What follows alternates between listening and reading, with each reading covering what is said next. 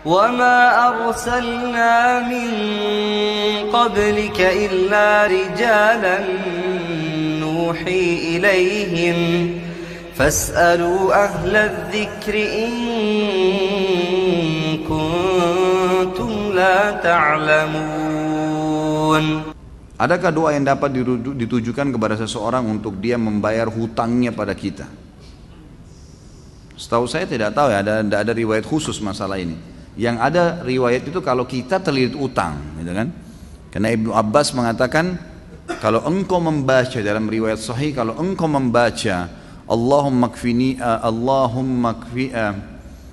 kfini bihalalika an haramik waqdin bi fadlika amman siwak. Allahumma kfini bihalalika an haramik.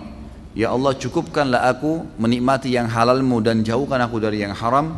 Waqdini bi fadlika amman siwak, dan lepaskan saya dari ketergantungan kepada selainmu, maka akan dibayarkan utangmu oleh Allah walaupun memenuhi langit, kata Ibnu Abbas radhiyallahu anhu. Ini harus diamalkan. Dan ingat, kalau berdoa ikutkan dengan hadis Nabi yang lain riwayat Bukhari, ud'ullaha mukinuna bil ijabah. Berdoa sama Allah diikuti dengan keyakinan penuh Allah akan ijabah. Fa innallaha la yaqbalu ad-du'a min qalbil ghafil. Allah tidak akan pernah terima doa dari hati yang lalai. Doa ya Allah diterima enggak ya? Ragu.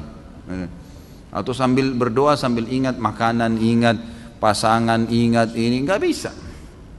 Harus dengan yakin, gitu kan. Jadi kalau doa untuk buat orang lain bayar, Allah alam, yang saya tahu berdoa kepada Allah bisa, itu bukan mustahil. Pernah terjadi dalam sebuah riwayat yang sahih, Umar bin Khattab pada saat mengirim pasukan di perang Qadisiyah menembus benteng-benteng Persia. Nah, pada saat itu pasukan muslimin yang masuk dari 12.000 orang pasukan ini, itu kan kalau pasukan jihad masuk dan menang, berarti lokasi yang ditembus itu menjadi harta rampasan perang. Jadi miliknya mereka, miliknya mujahid. Jumlah mereka kecil, wilayah Persia besar, gitu kan. Ini kalau dibagi ini luar biasa gitu. Maka waktu itu mereka sudah mau bagi, tapi sebelumnya minta saran Umar bin Khattab. Umar berpikir, untuk apa mujahid ini nggak butuh sebanyak ini. Maka Umar bin Khattab juga berpikir mereka mu'allaf, baru masuk Islam, baru mengenal Islam, lebih baik ganima ini harta rampasan perang dibagi aja, tetap pemiliknya tapi dikasih setengah kepada para mujahid. Waktu itu Bilal radhiyallahu anhu, sahabat Nabi yang lain, menolak. Waktu Umar bin Khattab kasih keputusan, kata Bilal, ya Amir Mu'minin, jelas hukum agama kita, gitu kan. Ini dibagi untuk mujahidin.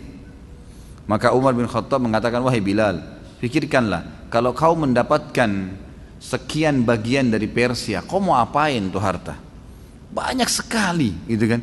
Dan mereka itu orang-orang yang baru masuk Islam. Lebih baik kamu berbagi dengan dia sambil kamu ajarkan Islam. Ini pendapat Umar. Tapi Bilal tetap ngotot, nggak mau. Kata Umar, saya pun meminta tolong kepada Allah agar melunakkan hati Bilal melalui doa malam saya. Maka Umar bin Khattab sujud berdoa kepada Allah di salat malam. Ya Allah, lunakkanlah hati Bilal. Ya Allah, lunakkan, terus begitu. Kata Umar radhiyallahu anhu, pas tiba habis sholat subuh, Bilal datang kepada saya mengatakan, saya ridho kepada hukummu hai Amir Mu'minin, gitu kan. Jadi bukan mustahil berdoa, doakan ya Allah lunakkan hatinya supaya dia bisa membayar utangnya, gitu kan. Sambil tentu kita muhasabah teman-teman sekalian.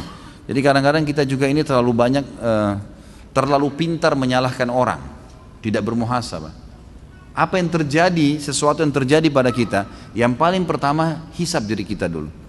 Ada masalah apa saya ini? Jangan sampai orang ini gunjing karena saya pernah gunjing orang. Jangan sampai utang ini mungkin saya pernah utang sama orang, saya nggak bayar. Jadi kita muhasabah dulu. Kalau kita sudah tidak temukan variabel kesalahan kita, nah baru gitu. Baru kita mungkin ini cobaan murni, bukan karena kesalahan saya. Tapi kalau kita memang dasarnya ada kesalahan dulu, mintalah kepada Allah, mudah-mudahan itu jadi pengampunan dosa gitu.